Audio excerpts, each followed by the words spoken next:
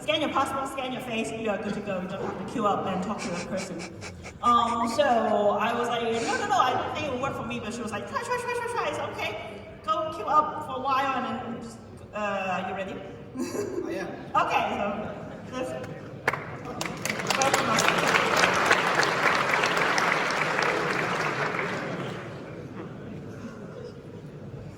Okay everyone, hi, I'm Johannes, and in my job I do a lot of Python programming. And one day I thought to myself, well, this Python language, it's pretty cool. But what if I could make it feel like Haskell? Because that sounded like a great idea to me, right? You have this one hand with Python, it's very practical but also kind of slow. And then you have Haskell, which is very elegant but very impractical also. You can put them together and then you get something that is slow and impractical, right? That sounds like an amazing idea to me. So I set out to do just that. But no need to run just now, and yet there's not going to be any moments in this talk. It's fine. So the first thing I wanted to do is I wanted to have currying in my Python thing. So what we want to have is something like this. I have a function which might take 3 arguments. Then I put just one in, I get another function, and then I could put the remainder in there and get the result. So this is very easy to implement. We just write a function that remembers some of the arguments that I put in there, then returns another function that takes the remaining arguments and finally returns the result. So this is how we can do it. We call this curry thing, give it a function, one of the arguments, have another function, and call it with the rest. And this works. It's not very elegant if you ask me, but it works. And okay, I know what all of you think now. First thing is, this is already implemented in functools.partial. Why are we doing this? And I don't know, I'm a nerd, I guess. And the second question is, the second thing you're thinking is, this is not actually currying, this is partial application, right? What are you saying? Haskell curry did not invent this, he invented something else. And, okay, smart guy, if you want to be super pedantic about it, then please call it Schönwinkling, because he was first to invent this, so give my man Moses some credit. But I see your point. There is a difference in partial application. We have a function, we give it one argument, and then we get another function that takes the remaining arguments. In currying, we take a function, we curry it, and we get a series of functions, each taking exactly one argument, and this would look like this. So, as you can see, huge difference of course, but okay, let's do it this way. So this is the code for this. Don't worry about the details too much, but it's the same idea still, but now we just make sure to return a series function, each taking one argument. And of course I've done it in a recursive way, because I don't want to embarrass myself in front of you Haskell wizards.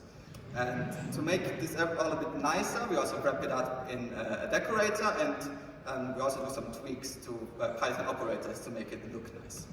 And this is what the result looks like. We have this decorator that we can use in our function, and we can still use it normally, or we can use these funny guys here to pipe values into it and call it this way. Or we can just put one value in there and get a function, put in another value, and finally put in the last value and get a result in the end. It's pretty neat, eh, if you ask me.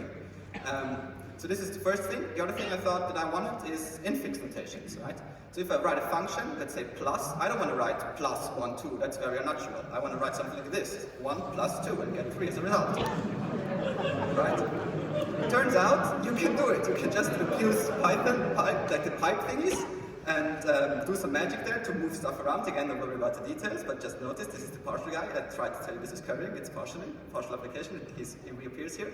And we can do this to, again, build a decorator and then write stuff like this. 1 plus 2 gives us 3, and even 1 plus 2 plus 3 equals 6. Isn't that cool? I think that's pretty cool. So we have these features of functional programming now. So I'd say let's do some functional programming, right? So here I just import the stuff I just showed you, and I implemented this fold L function, which the Haskell guys among you know, and here we use our nice infix thing and these guys, it's all very fun. But what now, so to explain maybe, this fold function takes a function, a starting value x, and a list. What it does is it takes the starting value and the function and all the values in the list and applies this function again and again, and sort of reduces everything down into one value. So this is pretty cool, but what if I want to have a function now that just takes the sum of all the elements in the list? Very simple. So with our new functional features here, we can do just this. We want to have the sum function. We take our fold L, and we put into it the plus function that we defined before. We also put in a starting value of 0. Oh shit. Haha. Okay. Fold L, yes. Let's try again, amazing. And lo and behold, by defining this function, this very functional programming kind of way, we have a summing function. And that's all I have for you today, guys. I hope you liked it.